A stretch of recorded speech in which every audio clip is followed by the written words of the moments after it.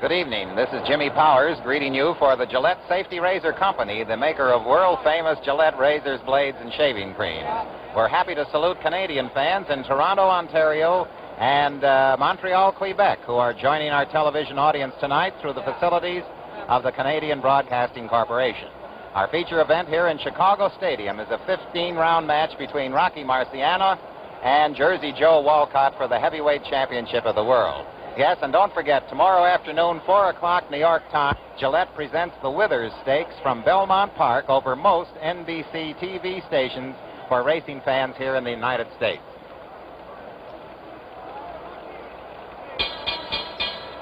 Ladies and gentlemen, I'd like to present to you a few of the present-day stars in the ring and a few of the stars of yesteryear. Presenting at this time one of the fast-moving young welterweights now making a name for himself in the welterweight division from Robbins, Illinois, young Alan Moody. From Detroit, Michigan, youngster just made a sensational victory over Lelu Sabotin in Detroit last night, Chuck Spicer. A clever young welterweight, Jed Black. And here in the audience, ladies and gentlemen, we'd like to ask them to come up and take a bow. The former world's heavyweight champion, Ezzard Charles.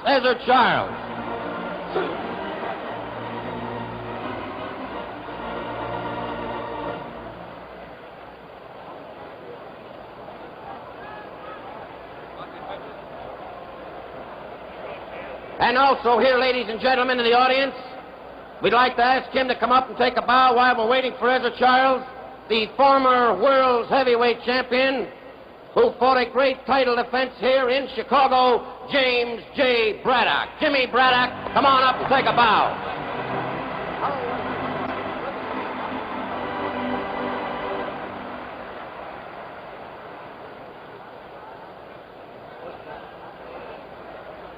And here, ladies and gentlemen, is one of the top contenders for the heavyweight crown, Roland LaStarza.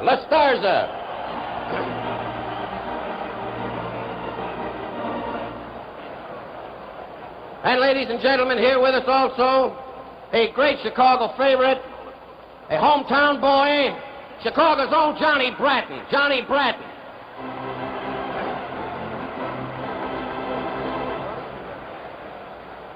Jimmy Braddock, ladies and gentlemen, James J. Braddock. Hey, buddy.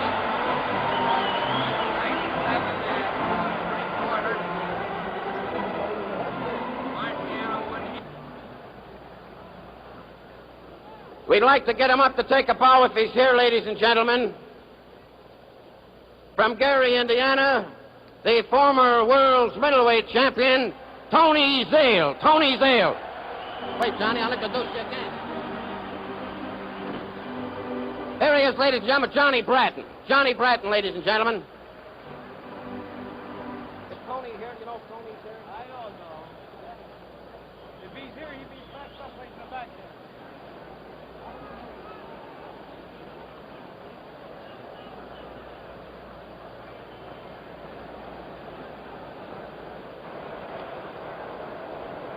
Ring announcer Ben Bentley is looking about for more celebrities to introduce. Here he is, ladies and gentlemen, making his way up to the ring. From Gary, Indiana, the man of steel, Tony Zale.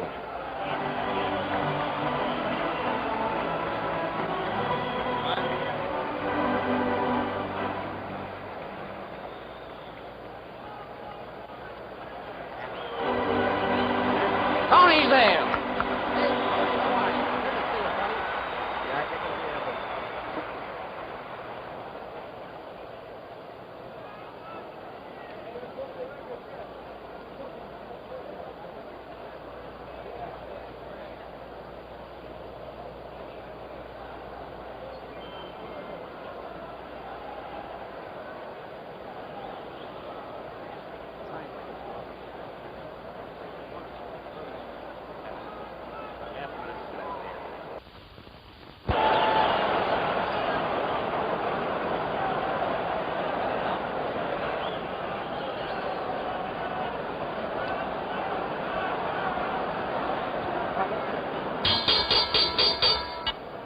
Ladies and gentlemen, once again, may we remind you of the no smoking rule, and may we ask your cooperation and please helping us observing this no smoking rule, which is being strictly enforced in this building. Officials, ladies and gentlemen, have been appointed here by the Illinois State Athletic Commission. The attending physicians, Dr. Irving E. Slott, Dr. John H. Pribble, the timekeeper, Fay Young, counting for the knockdowns at the bell, Mike Murphy.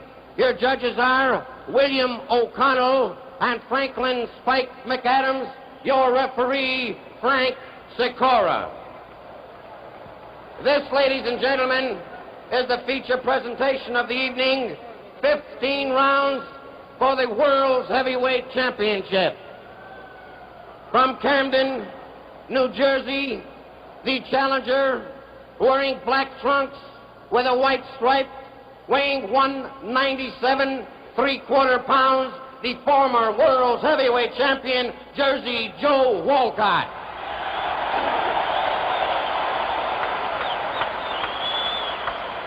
From Brockton, Massachusetts, wearing white trunks with a black stripe, weighing 184 1/2 pounds, the World's Heavyweight Champion, Rocky Marciano. And now, ladies and gentlemen, referee Frank Sikora and the instructions for both contestants. 15 rounds, 3 more bouts to follow. You boys received your instructions from the Illinois State Athletic Commission. I'm here to enforce them. I want a clean break at all times.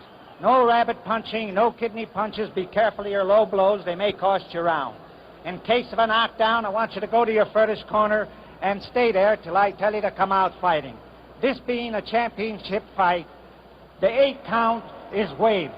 Shake hands and come out fighting. Good luck to both of you. Officials here, George Barton of Minneapolis, Abe Green of Patterson, New Jersey, and evidence of great interest in the people of Massachusetts. Governor Christian Herter appointed his son, State Representative Christian Herter, to represent him here tonight. James Norris, president of the IBC, also here. For the heavyweight championship of the world, this fight could end in a draw under the rules. The 8-second rule is waived, and more than 3 knockdowns in 1 round are permitted.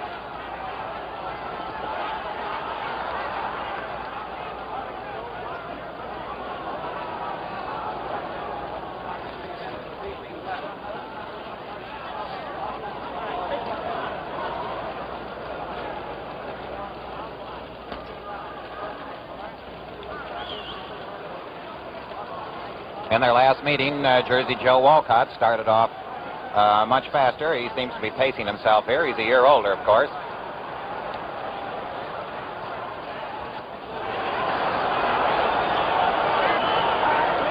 Sentiments of the crowd equally divided. They are very fair, cheering alternate leads.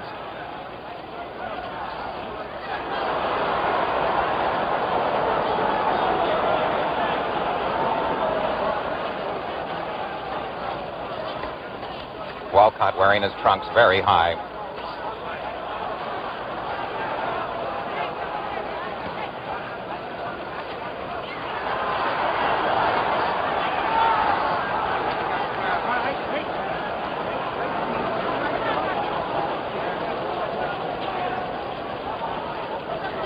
One minute to go in round 1.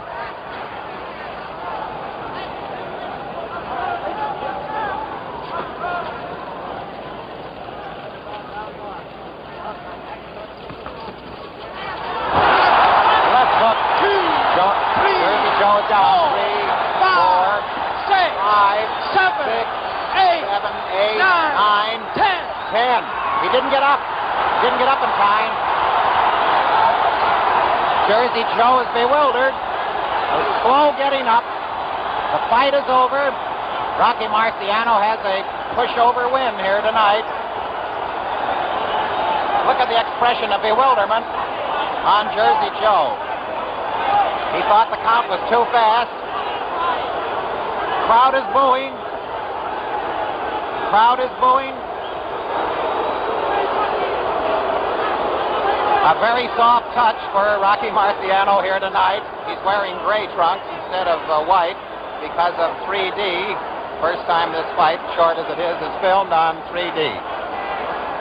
Now, Walcott's handlers are walking around the ring and they claim it was a fast count. We've had long counts in Chicago. Now we have what the Walcott camp believes is a fast count.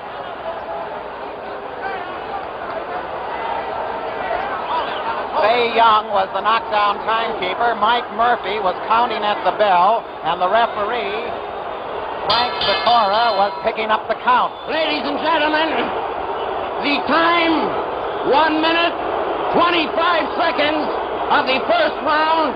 Winner by a knockout, and still world heavyweight champion, Rocky Marciano. Rocky Marciano wins by a knockout.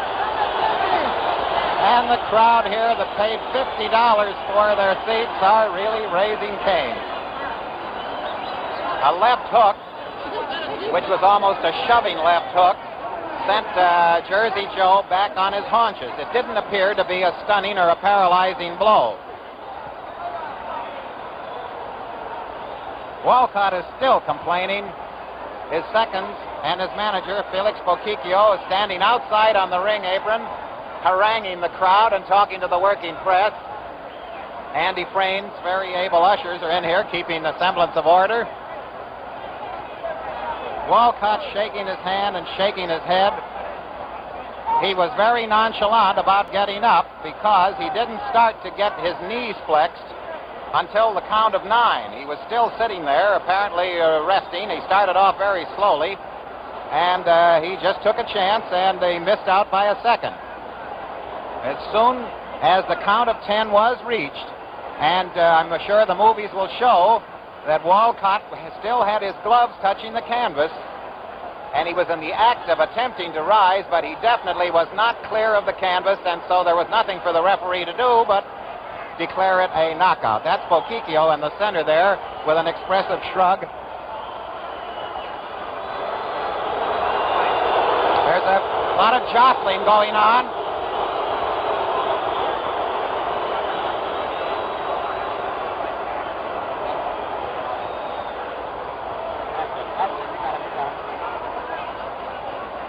You might see a better fight now than you did at the start. Here comes a police sergeant in and a captain.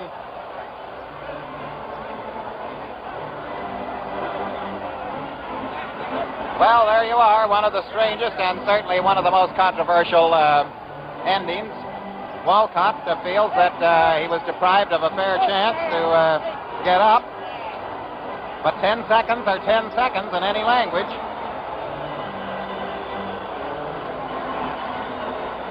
Rocky Marciano's well-wishers saying, it wasn't your fault, Rocky. You didn't do the counting, you just did the hitting.